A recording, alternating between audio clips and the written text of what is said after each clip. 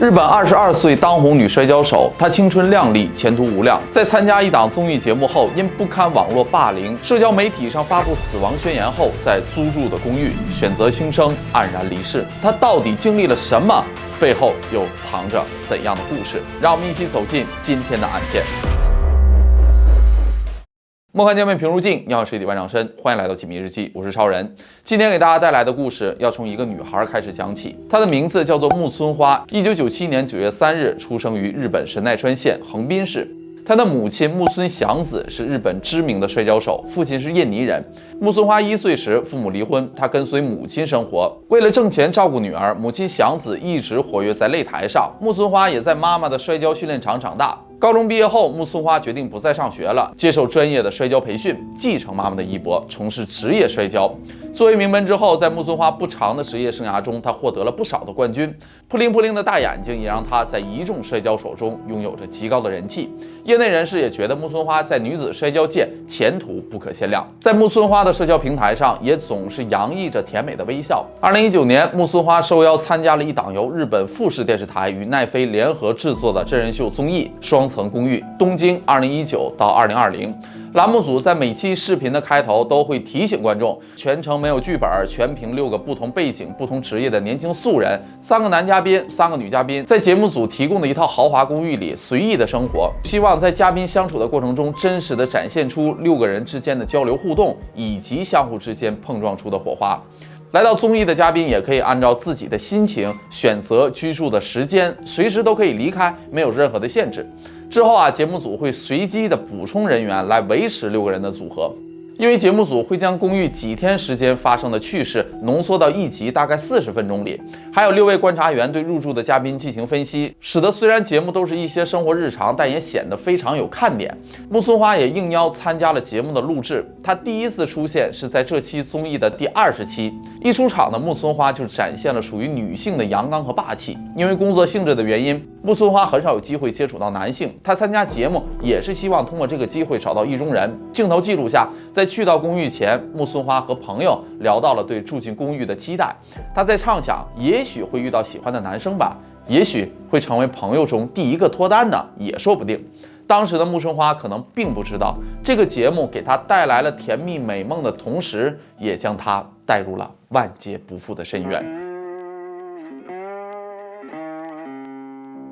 来到节目后的木村花与擂台上截然不同，她很有礼貌，说话温柔，有些害羞，特别可爱。很快就靠着直爽的性格和反差萌赢得了观众的好感。她会邀请同住的伙伴来观看自己的比赛，也在相处的过程中先后对2位男嘉宾产生过好感。先是对篮球运动员田杜陵暗生情愫。田杜陵是一名职业篮球运动员，高大帅气，可田杜陵对他并不感冒。在近10期的节目里，木村花不断的示好，田杜陵选择无视。随后男方因个人的原因离开了节目。之后木村花与一名叫做小林快的男嘉宾产生了一些化学反应。木村花会在小林快面前表现自己自卑的一面，2人也单独出去约会了2次，一起去蹦床公园。木村花给小林快理发，2人一度非常的暧昧。可在一次旅行之后，木村花的态度发生了很大的转变。公寓2对男女嘉宾木村花、小林快、新野俊、吉田梦4人相约一起去京都旅行。小林快没有钱，新野俊经营着一家公司，条件不错，他提出可以帮助支付小林快旅行过程中所有的费用。2对纸恋人一同出去，所有的费用都是新野俊出的。这趟旅行让木村花很不开心，全程小林快没有出什么钱，唯一一次付钱也只付了自己的部分。旅行归来，回到公寓后，木村花就向室友表达了自己的失望，觉得就算是小林快没有钱，2人也是在约会，他哪怕是跟朋友借一些钱，至少要在有好感的女生面前体面一点。木村花觉得小林快不是自己要找的人，2人刚刚擦出的一点爱情火花也就此熄灭了。他对小林快的情感也从喜欢变成了鄙夷。在一次公寓闲聊中，木村花当着其他嘉宾的面说小林快出去旅行连车票的钱都是别人出的，这让在场的小林快非常尴尬。节目播出后，也让木村花遭到了一些恶评。网络上的反馈转折发生在一次争吵后，当时木村花不小心把自己的比赛战衣遗忘在了洗衣机里，在她之后洗衣服的男嘉宾小林快也没有检查洗衣机的习惯，就把这件比赛战衣和自己的衣服一起洗了，又烘干了。因为材质的关系，结果木村花比赛的战衣掉色又缩水，根本没法再穿。这件比赛战衣价值10万日元，而且对木村花而言也有特殊的意义，只有遇上了重大赛事才会穿。木村花愤怒的第一时间找到小林快理论，在争执的过程中，因为小林快只是说着对不起，木村花更生气了，口不择言的说出了小林快很多节目中没有播出的黑料。比如每天窝在屋子里，没想过挣钱奋斗，公寓里的卫生也不打扫等等。随后甩掉了小林快的帽子后离开。这件事后，小林快很快就选择了退出节目。2020年3月31日播出的《双城公寓》第38集，正是以摔跤服事件作为标题。很快，木村花的行为在网络上遭到了大量网友的攻击。在节目中呈现的视角里，木村花的衣服洗坏了，她自己没把衣服从洗衣机里拿出来，也有责任，却将所有的错怪到了小林快身上。每天都有大量的网友给木村花的社交媒体留言，称她反应太过激烈，性格太暴躁，自私自利。随着时间的推移，这场口诛笔伐慢慢就升级了，许多人开始向木村花人身攻击，比如你真恶心，你快点离开这个节目吧，你能不能从这个世界消失？木村花的父亲是印尼人，他的肤色成为了网友取笑的对象，网友把他和妈妈擂台上的照片画成了星星。正常来说都是年轻人住在一起，因为一些鸡毛蒜皮的小事吵架了，生气了，实在是太正常不过了，算不得什么事儿。可是就是这样的小事儿，通过节目的播出，让无数人对木村花恶语相向，并渐渐转变成一部分暴民单纯的人身攻击和恶意谩骂，悲剧也就此发生。2020年5月23日早上，木村花在 ins 上发布了一张她和猫咪的合照，上面配文：我爱你，请一定快乐长寿下去，对不起。另一条推文写下：每天我都会收到近100条伤害我的留言，我不能否认自己受到了伤害。就在当天，木村花在东京租住的公寓里选择了自我了结。木村花的母亲也在同一时间收到了女儿的信息：妈妈，对不起，我再也忍不了了，很难过，妈妈请答应我好好活下去好吗？看到发文，与木村花相熟的好友和妈妈同时赶往了其居住的公寓，可为时已晚，木村花已经服药离开了这个世界。其家中留有一张便条，上面写着：很抱歉给大家带来了不便，对不起，希望大家都能生活幸福。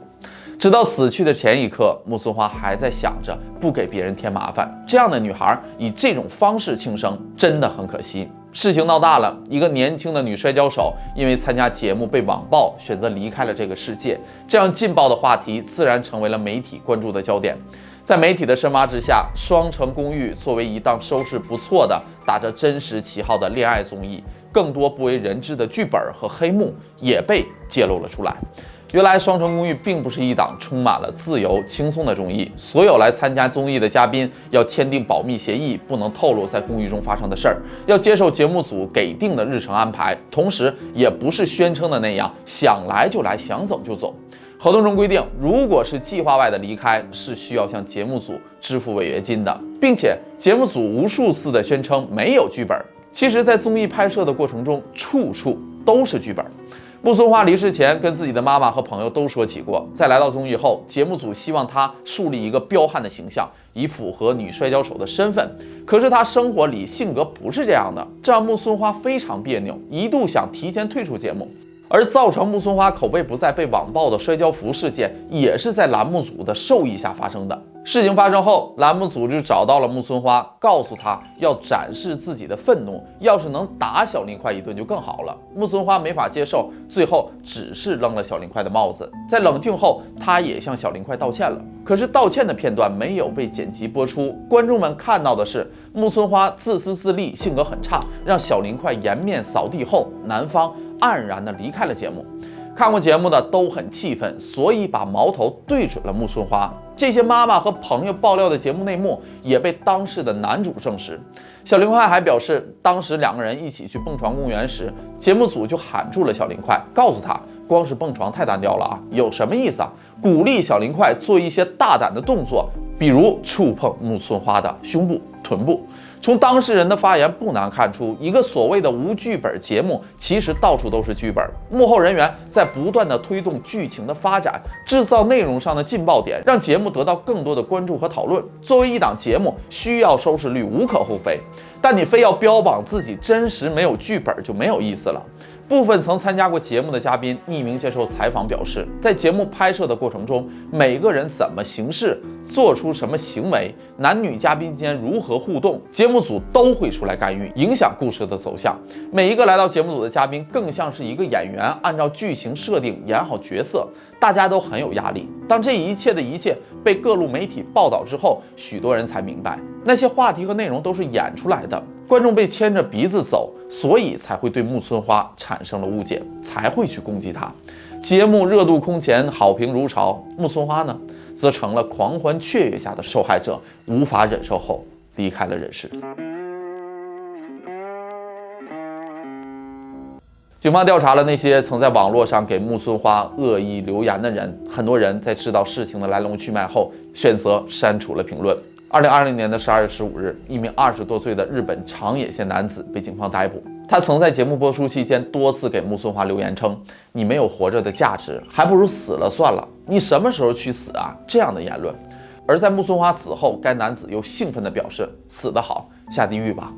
因为这些留言被认定含有侮辱性质，男子被移送了检方。2021年3月22日，东京地方检察院对男子提起公诉，指控其侮辱木村花。在木村花因网络霸凌轻生后，他明白自己犯下了不可饶恕的罪行，主动向木村花的亲人发邮件表达了歉意。3月30日，东京地方法院确认了该男子的侮辱罪成立，并下达了检狱程序令，罚款9000日元。